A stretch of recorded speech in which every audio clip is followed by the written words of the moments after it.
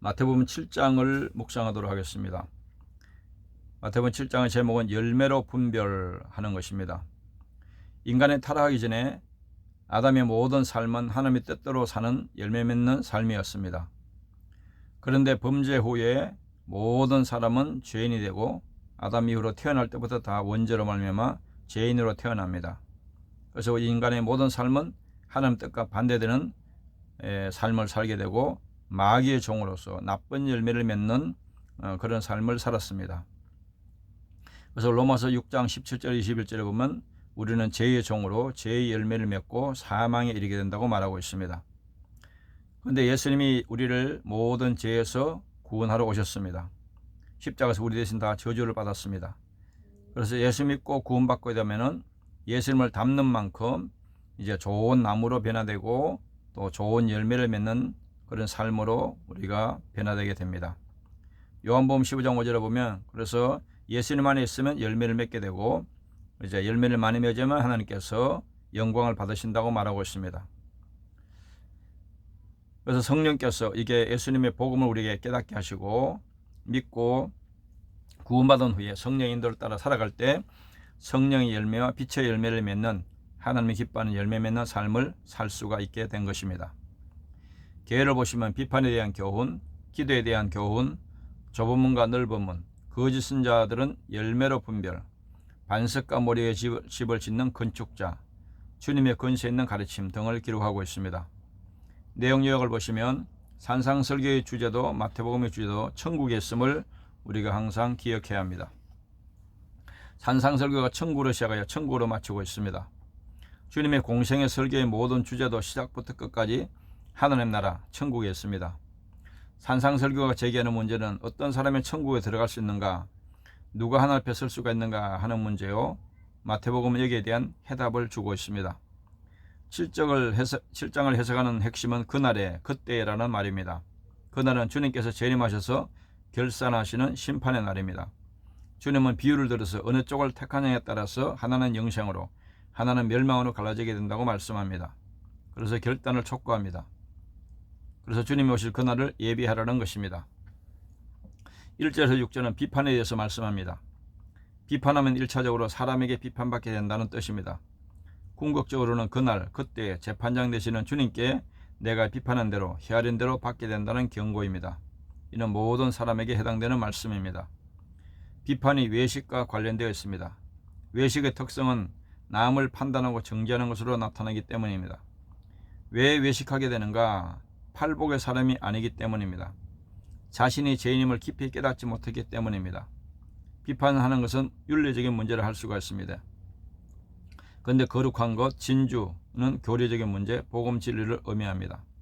이는 사활이 걸려있는 문제이고 복음을 보수하느냐 여부에 달려있는 문제입니다. 비판과 분별은 다른 것입니다. 비판이란 바리새인과 같은 것입니다. 비판은 죄를 짓는 겁니다. 그러나 분별은 진리냐 비진리냐를 분별하는 것이기 때문에 이는 죄가 아니고 잘 분별해야 할 중요한 요소입니다. 7절 12절 주님은 구하라 찾으라 문을 두드리라고 하십니다. 주님은 너희는 먼저 그의 나라와 그 의를 구하라고 하셨습니다. 이런 명령에서 그의 나라와 그 의를 구하고 찾고 두드리라는 뜻이 됩니다. 무엇을 구할 것인가? 구속사의 관점으로 볼 때 가장 중요한 문제는 하나님의 언약입니다. 믿음은 언약을 믿는 것이요 기도란 언약을 붙잡고 이루어지기를 구하는 것입니다. 하나님은 약속하신 것을 이루어 주십니다. 그래도 우리는 이루어 주기를 구하여야 합니다. 구약 성경에 나타난 하나님의 언약이 무엇인가? 두 가지로 요약됩니다. 첫째는 메시아 그리스도를 보내주시겠다는 것입니다. 둘째는 성령을 보내주시겠다는 언약입니다. 이제 약속하신 대로 예수 그리스도가 초림으로 오신 것입니다. 이제 주님께서 구속사역을 다 이루셨다 하시고 성천하시게 되면 약속하신 대로 성령님이 오시게 될 것입니다. 이것을 구하라는 말씀입니다. 이것은 오순절 때 성취가 된 것입니다. 주님께서는 무엇을 원하셔서 무엇을 주시려고 우리의 마음의 문을 두드리실 것일까? 사랑의 교제를 원하셔서입니다. 12절은 1절에 11절의 결론입니다. 12절의 핵심은 대접하라는 데 있습니다. 주님은 대접하러 오셨다는 말씀입니다. 인류 역사상 남을 최고로 대접한 분이 누구일까? 친구를 위해서 자기 목숨을 버리면 이어서 더 큰 사랑이 없나니 하나님의 아들은 우리를 이처럼 대접해 주셨습니다. 우리를 친구로 대접해서 우리를 위해서 죽기까지 희생하신 것입니다. 그래서 주님은 이것이 율법이요 선지자니라 하시는 것입니다. 구약 성경을 한마디로 요약하면 대접을 받고자 하는 대로 남을 대접하라는 말씀이라는 뜻입니다. 13절에서 29절 보면 산상설교의 마지막 부분입니다. 여기에는 두 종류가 나오는데 두 문, 두 나무, 두 건축자가 대비되어 있습니다. 이는 어느 쪽이 참인가 하는 분별과 결단을 촉구합니다. 핵심은 어느 문으로 들어가느냐, 어떤 나무냐, 어떤 건축자냐에 따라 천국에 들어갈 자인가 하는 천국의 결정하는 중요한 요소입니다. 첫째는 두 문의 비유입니다. 이 문은 무엇에 대한 상징인가? 진리와 비진리, 참과 거짓이라 할 수가 있습니다. 결국 두 문, 두 길은 참 복음과 거짓 복음을 가리킵니다. 그러므로 두 문 중 하나는 멸망으로 인도하는 문이고 다른 하나는 생명으로 인도하는 문이라 하는 것입니다. 둘째는 두 나무로 비유합니다.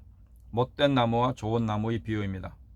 두 나무는 거짓 선자와 참 선지자를 상징합니다.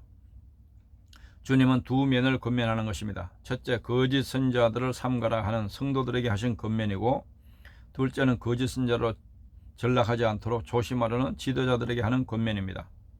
참과 거짓을 어떻게 분별할 수 있는가? 그의 열매로 그들을 알지라고 말씀하고 있습니다. 여기엔 윤리적인 면과 신학적인 면이 있습니다. 윤리적인 면이란 외식하는 자들입니다. 주님은 그들을 가리켜 불법을 행하는 자라고 책망하십니다. 이것이 진리적인 면입니다. 거짓 선지자는 진리 면에서 잘못되었다는 데 있습니다. 성경대로 하지 않는 것이 불법입니다. 천국에 들어가지 못하게 하는 치명적인 불법이 무엇인가? 성경에 대한 잘못된 해석입니다. 참 선지자와 거짓 선지자의 구분이 무엇인가? 진리의 말씀을 옳게 분별하느냐 여부에 달려있다는 말씀입니다.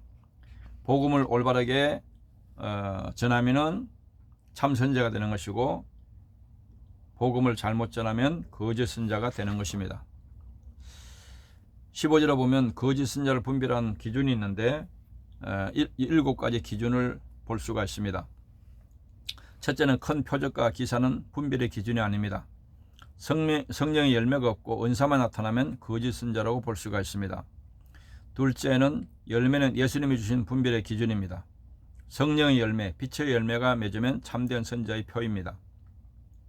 셋째, 사람들의 말세에 대한 관심과 두려움을 이용할 수가 있습니다. 설교에서 예수의 복음을 전하는 것보다 다른 데 관심을 가지고 전하는 것, 짐승의 표, 축복 등에 더 많은 관심을 가지고 강조하는 것이 거짓 선지자입니다. 복음보다 짐승의 표나 다른 것에 지나치게 비중을 두고 강조합니다. 복음보다 율법적인 설교를 하면 거짓 선지자가 되는 것입니다. 넷째, 하나님의 말씀을 자기 이익을 위해 혼잡하게 전하면 거짓 선지자입니다. 성경을 억지로 교묘하게 짜맞추어 가르치면 거짓 선지자인 것입니다. 다섯째, 목숨이 위험한 순간이 올 때 양떼를 버리는 것이 거짓 선지자입니다. 양들을 위해 희생하지 않고 이용하여 자기 이익만 추구하면 거짓 선지자로 볼 수가 있습니다. 여섯째, 교인들을 예수께로 인도하지 않고 자기를 이끌어가면 거짓 선지자로 볼 수가 있습니다. 일곱 번째, 성경에 기록된 말씀에 더하거나 제하는 것, 성경을 가감하면 거짓 선지자가 되는 것입니다. 적용과 나눔. 첫 번째, 참된 믿음을 가진 자의 삶은 말씀에 순종하는 열매로 나타납니다. 두 번째, 말씀에 순종하는 것이 살아있는 믿음의 증거입니다. 세 번째, 거짓 믿음을 가진 자의 삶은 말씀에 불순종하고 불법을 행하는 자입니다. 그것이 마지막 시대는 특별히 영적 분별이 중요한 시대에 우리가 살아가고 있습니다. 오늘은 여기까지 묵상하도록 하겠습니다. 감사합니다.